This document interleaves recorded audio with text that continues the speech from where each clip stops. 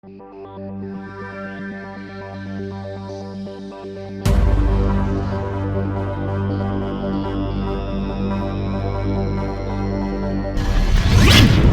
Professor Vinster, and welcome to Jurplastic World. All right, the professor here. The hair could be a bit of a mess out working on the heat pump in the garage there, getting it to where it should be. It's -13 in our hometown here, and the heat pump is keeping up pretty good. I got a backup if I really need to, but it's just for going out to paint. Anyway, if you notice in front of me, I was out there, and I showed you some of my bass. Let's put it up this way. My bass wood carvings. Now, this is a pike I was working on at the same time back when I was probably, I don't know, maybe this one's a little bit later, maybe in my 30s. And it was left out again, same as the other one, in the garage back there. And the squirrel decided to chew on it. So I got to fix that. And again, with Bondo or Buddy Fill, whatever you prefer.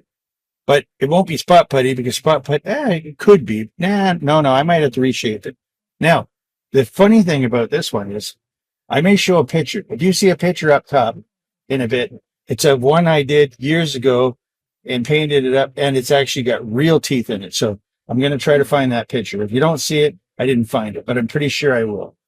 Okay, so, and I've only got one fin here and one fin here. And that was for the reason is I was going to put it on a backdrop piece of wood and have the other fin hanging off the wood so it looked like it was attached and do them out like the display I've done. And it's also got the glass eye in it this one here that I actually painted myself.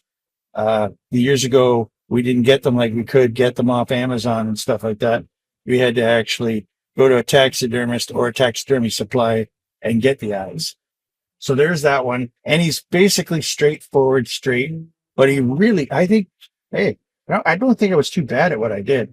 So I would have put probably, I would either leave them half decently smooth or whatever, because there's not a lot of scale, but there is scale. Now, what I was just started doing, which I really like, and you've seen this one in another video, this one here, because this is what I like about the 3D printing. Oops. Now, if you look at his mouth, you can see the detail in there, and that's what I like. This guy's not a pike. He's classified, somebody put it up as a pike or a muskie, but I consider him to be a muskie.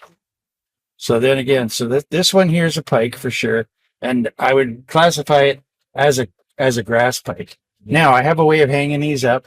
You've probably seen that where I put the threaded rod in, put them on the wall, and I've got some other ideas to show you, which are really, really cool eventually. And we'll put him back down here. Maybe we'll put him like that. He'll sit better like that. Now, this is what I made back a ways back. Now, this one here is really cool because the artist that designed this one designed it as an actual video, not video, but an animation and 3D animation. And I actually bought it from him. And he gave me a discount because he said that he wasn't quite sure if it would work as a 3D print. But look at that. It worked as a 3D print. And I love it. This, I actually hand painted it all. This has all been hand painted. I like doing airbrushing, but I thought I'd do this one in a hand painting. But I also have a large one of these that's huge musky. This one I made into a pike. I've changed a few things. Now, this actually, I'm lying to you. This one is a pike. I wasn't lying to you, but this one was a pike. And what happened was I changed the tail design to make it more of a musky tail on the bigger one, which if you look back farther, you'll actually see me painting it in the full video. And you also could see it in a short video of me of painting it and into a musky. So that's what it more likely is. And hand painted. The other one's airbrushed. And I put it on this plaque and it sits on the fireplace, but it's got a lot of curve to it. That's a lot of curve. So you could just imagine, and you should go back and look at the other videos. Just type in, I think, musky on my video search and you'll find it. Now you can imagine how big of the curve is on the muskie himself over the fireplace. It's pretty wild. Now, the other thing is too, is I have another version of this guy here. This one I'll bring up to the camera a little farther. This one here, I have a large version of this one upstairs in the cabinet, which I do have another video of it on the channel too. This one, I made a smaller one, more like a trophy, not a trophy size fish, but a trophy size if you wanted to make it a trophy for a friend or just like a Christmas present or a birthday present. This one's really cool. And I'm hoping to paint this one soon, but I love to print them so much. I get all excited in printing them. Behind me right now is a tigerfish being painted, which I'm going to show. So this one I'll put aside for a minute. And I'll show you this one. This one is the this one is the version of the one I showed you, all painted. Now it's a small one. Now the fins are so thin I had to put some glue on them. But what I'll do is I'll put him in a we're getting off kilter here. I'll put him in a video, or not video, a diorama with him maybe almost getting eaten, or in the lower part of the video of just a baby pike or muskie, whatever you want to paint it to. And like I said, it's based on the tail.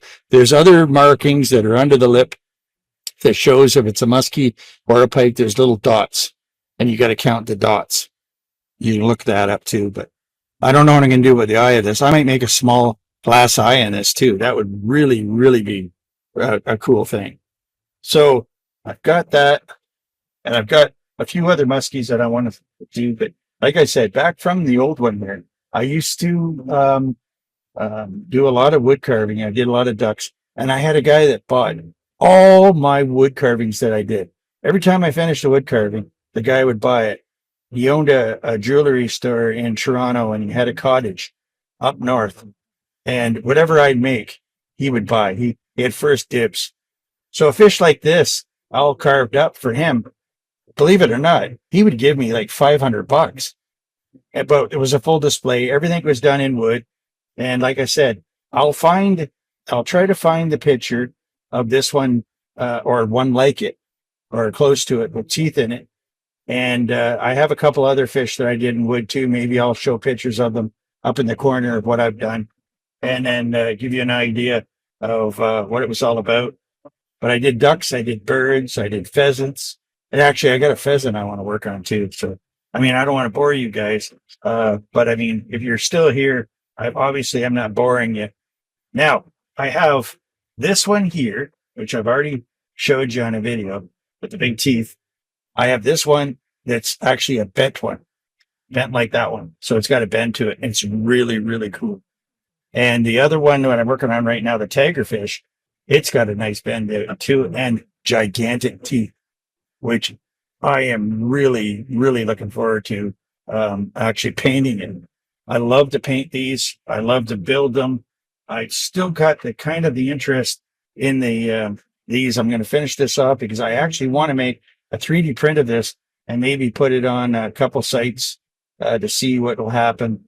Probably up for free one day, but I really, really like this. I got some more work to do it. Maybe I'll carve that out there to actually be able to see inside.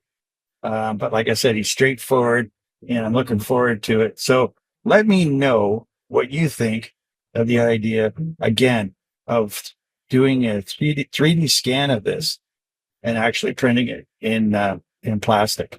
Oh, I call it plastic, but PLA. And then, doing a beautiful paint job on it. Just spit on it. Nice. Hey, have you noticed when you get on video that a lot of times when you're talking, before you get on video, you have no problem saying stuff. As soon as you get on video, say, what was I going to say? Oh, I can't read. Oh man, what's the word for that? Oh, and then you got to think a bit. I don't do any re-editing. I just let it go and figure out what I'm saying, and maybe you'll figure out what I was trying to say. But anyway, Professor Vinster, and I'm hoping you're going to stick around and follow me up on all this stuff, because it is wintertime now, and I love doing my indoor projects, keeping warm, having my coffee, and just enjoying it. So hopefully you'll come and enjoy some of my stuff too. And don't subscribe. I would love for you to subscribe. I'm not begging, but subscribing to me at my age, I thought it was pretty cool to get some subscribers, and my channel hopefully will get bigger. Uh, Not big enough that I can't respond back, and not big enough that I can't be mean, because once they get big, then I watch a lot of videos and on YouTube. I follow a lot of different things, and I enjoy it. But some of them people really have their hands full. But anyway, enough of my jibber jabber. Unless you want me to jibber jabber, I'm good. But new things going on in YouTube, and I'm hoping that my channel will get some more views, and they'll show more of my videos. So anyway, until the next video, I just want to say good night, Mr. Jim, wherever you are. Thanks for watching, and please subscribe.